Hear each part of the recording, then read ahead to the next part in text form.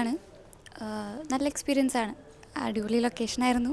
പിന്നെ എല്ലാവരും ഭയങ്കര ഫ്രണ്ട്ഷിപ്പ് അടിപൊളിയായിരുന്നു. എക്സ്പീരിയൻസ്ഡ് ആയിട്ടുള്ള ആക്ടേഴ്സിൽ നിന്ന് ഒത്തിരി പഠിക്കാൻ പറ്റി. അല്ല, ഞാൻ ആദ്യമായിട്ടല്ല, പക്ഷേ ക്യാരക്ടർ റോൾ ആദ്യമായിട്ടാണ്. ഇതിപ്പം 4ാമത്തെ സിനിമ. 916 കുഞ്ഞൂട്ടനിൽ ഞാൻ ചെറുതായിട്ട് ഡാൻസും പാട്ടും അങ്ങനെയൊക്കെ ചെയ്തിരുന്നു. പിന്നെ ഒരുമ്പെട്ടോ എന്ന് പറഞ്ഞൊരു മൂവി ചെയ്തിരുന്നു. പിന്നെ ഏതാണെന്ന് ഓർമ്മയില്ല. പാരൻസ് ഒക്കെ ആയിട്ട് ആരാ അഭിനയിച്ചിരിക്കുന്നത്? അപ്പോൾ അജിത്തങ്ങൾ. എൻ്റെ പ്രദീപങ്ങൾ ആണ് പാരൻ്റായിട്ട് അഭിനയിച്ചത്. അവരുടെ കൂടെ അത്രയും സീനിയർ ആയിട്ടുള്ളവരുടെ കൂടെ അഭിനയിക്കുമ്പോൾ എങ്ങനെയുണ്ട്? അവർ കംഫർട്ടബിൾ ആയിരുന്നു?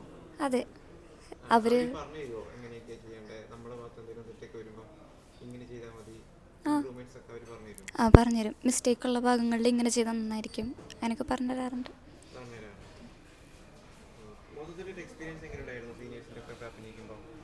നല്ല എക്സ്പീരിയൻസ് ആയിരുന്നു. അവർ എല്ലാത്തിനും സപ്പോർട്ടായിരുന്നു. പിന്നെ ക്രൂ മെമ്പേഴ്സ് എല്ലാവരും ഭയങ്കര സപ്പോർട്ടായിരുന്നു. ആദ്യം ടെൻഷൻ ഉണ്ടായി. പിന്നെ എല്ലാവരും സപ്പോർട്ടായിരുന്നപ്പോൾ പിന്നെ കുഴപ്പമുണ്ടായില്ല. എല്ലാവരും സപ്പോർട്ടായിരുന്നു.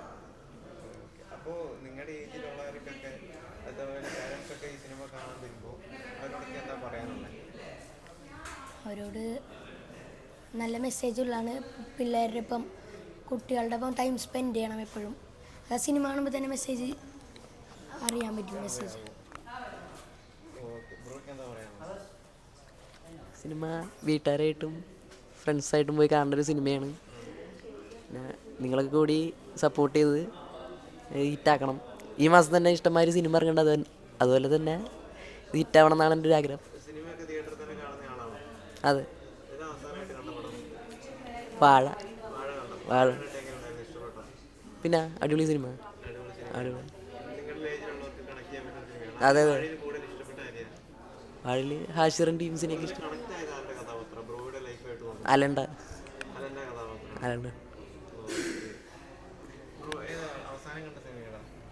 വാഴ അങ്ങനെയില്ല, എനിക്കെല്ലാവരും ഭയങ്കര ഇഷ്ടമാണ്. അവർ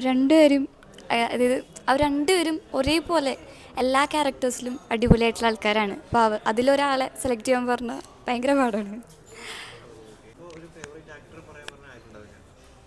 ഫേവറേറ്റ് എനിക്കെല്ലാവരും ഫേവറേറ്റാണ്.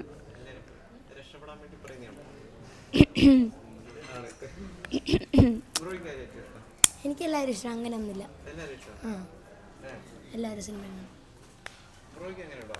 എനിക്ക് മലയാളത്തിൽ മോഹൻലാലിനെ ഇഷ്ടം.